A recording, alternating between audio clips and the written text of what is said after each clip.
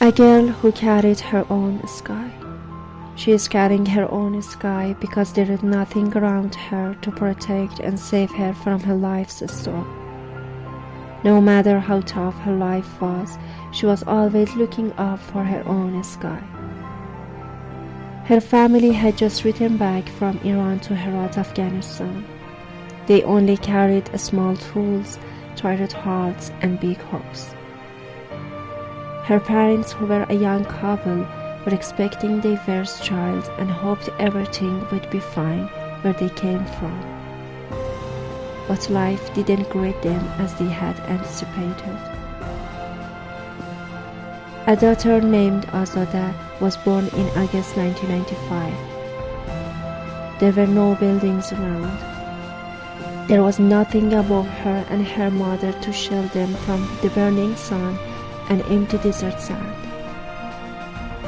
Her mother gave birth to her on the ground with only one blanket on top of her. The following month, in September 1995, when the Taliban took over Herat. This happened when she was no more than a baby. However, its significance would end up impacting her life even before she had a chance to feel its real meaning. When Azada was 1 month old, the Taliban took control of Herat. The Taliban arrested all the men, including her father, for investigation in Herat. Her mother didn't have anyone in this province. She was spending days and nights alone for 3 months without informing her husband. Her mother was really scared and will never forget that day. She tried to hold her baby tightly under their thin blanket. Her heart was beating so fast, afraid to move and to breathe loudly. The only thing she thought was to keep her baby alive. The Taliban stayed until 2001. As the girl grew up and needed to enroll in her first year at school. Her childhood was stolen, but she found joy in learning. Her first day at school, holding her bag and books, feeling free like a bird who just found her wings to fly high as she could imagine. Years passed, and the wide empty world she was born into slowly filled with voices. Her 2 younger siblings came along, fragile and tiny, adding life yet also new weight to her shoulders. Being the elder child, she quickly realized that she occupied the role that her mother was no longer able to sustain. Azada was too worried constantly at school. Her thoughts were at home, wondering if her siblings were fed or if the mother could rise that day. Sometimes she was very angry at the unfairness of growing so fast in a world that asked too much from her as a child. Despite that, she was a warrior, exhausted, anxious, but something inside her said, "Stay strong." Azada was accepted to the university into her favorite field, psychology. When she had checked her results and got this news, her heart was filled with happiness. Her tears could not stop. She was feeling proud of herself that finally her dreams came true. She was looking to graduate and help other girls as she was witnessing her mother's struggles with mental health.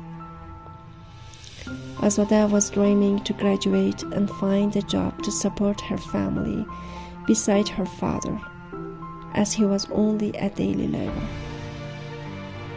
But life changed accidentally. In December 2022, the Taliban banned women from working in humanitarian aid programs and are not allowed to work in international organizations. She was shocked. She cried constantly until she couldn't breathe. She checked the news again and again, hoping that it was not true. In one moment, she has lost everything while she was receiving a call from her manager to not come after tomorrow, and we would decide later. And this later never comes, because all women and girls are forced to stay at home. At the same time, her mother's depression and anxiety increased. The situation was too complicated, the pressure became overwhelming, and Azada felt exhausted, anxious by problems from every side. Her parents, especially her mother, pushed her to marry. She said, as an eldest daughter at age 29, it's too late to get married. Even though Azada tried to be a good daughter and always obeyed her mother's speech, but didn't know she was losing her self-esteem and her true feelings. She was always compared to the married girls, calling them successful, while Azada's dream is being a good psychologist. In a society where a girl's value is measured by marriage, she felt awful. She was carrying her pain silently, feeling like dying inside every day with no one truly understanding her. Azada, the girl who is trying to not give up, is still fighting mentally inside. She has started looking for online courses to build her capacity and find a way to continue her education. After 3 years of effort, she received multiple partial and full scholarships from United States universities. She imagined studying abroad freely and building her future. But travel ban for Afghans blocked her path to education. She woke each day to the reality of closed borders, but still with the same restriction, family pressure, and uncertain future. She was always asking herself for years, what now? What next? How long will this situation continue? How long could she suffer? No one knows the answer. The days ahead remain uncertain.